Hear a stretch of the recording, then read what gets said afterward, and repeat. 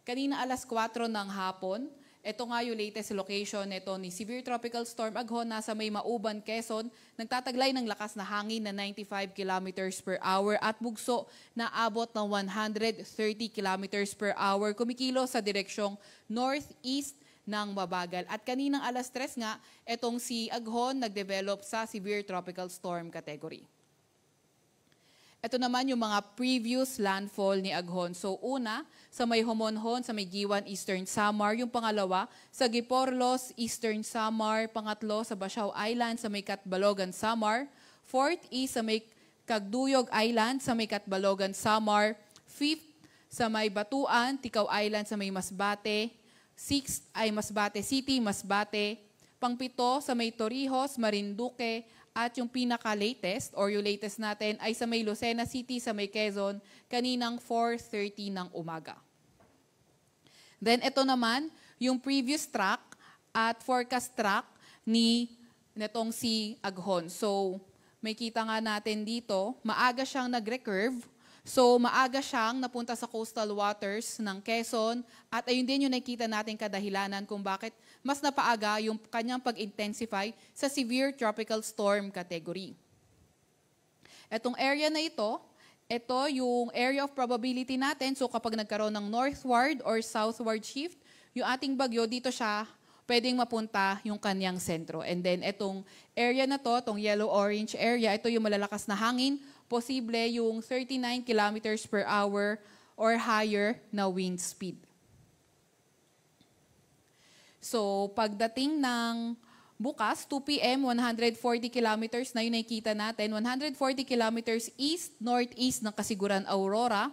By 2 p.m. ng May 28, 490 kilometers sa may east of Basco, Batanes. And pagdating ng May 29, 2 p.m., 1,060 kilometers east-northeast ng extreme northern Luzon. And although nakita nga natin dito, pagdating ng Tuesday, may kalayuan na nga sa landmass natin itong si Aghon, pero posible itong makahatak ng southwesterly wind flow.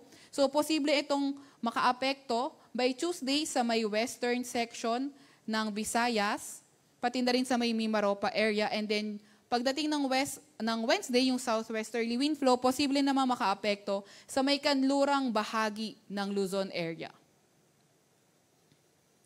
At dahil nga rito kay Aghon, meron din tayong nakataas na tropical cyclone wind signal number 3 dito sa may eastern section ng Quezon, kabilang na nga ang Polillo Islands.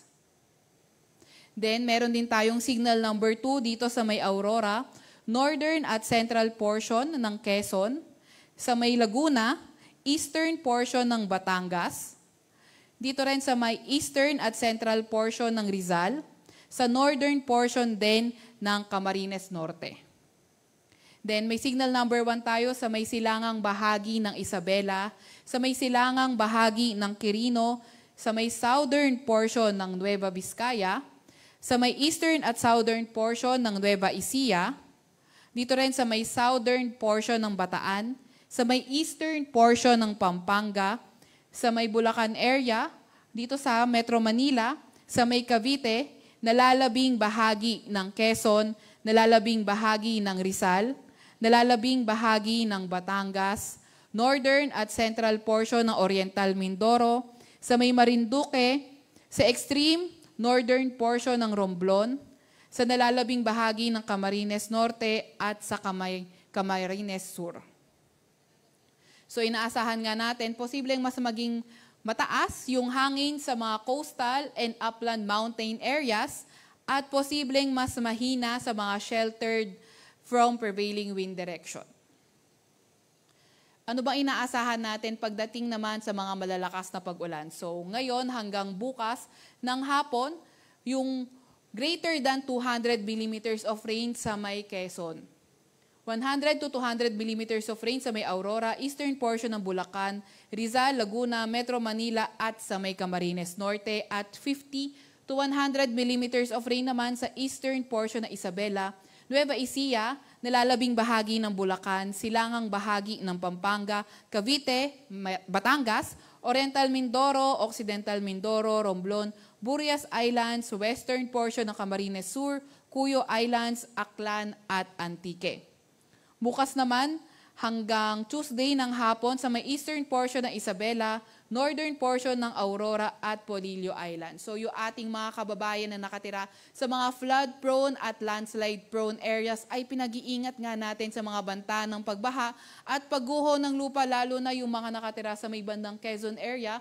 Kung maaari, makipag-ugnayan tayo sa ating mga DRR officers kung kailangan na ba nating lumikas dahil dito sa may Quezon, greater than 200 millimeters of rain yung inaasahan natin. And also, sa lahat ng areas na nabanggit din natin, kung pwede tayong makipag-ugnayan sa ating mga DRR officers, makipag-ugnayan din tayo o kaya sa ating LGU.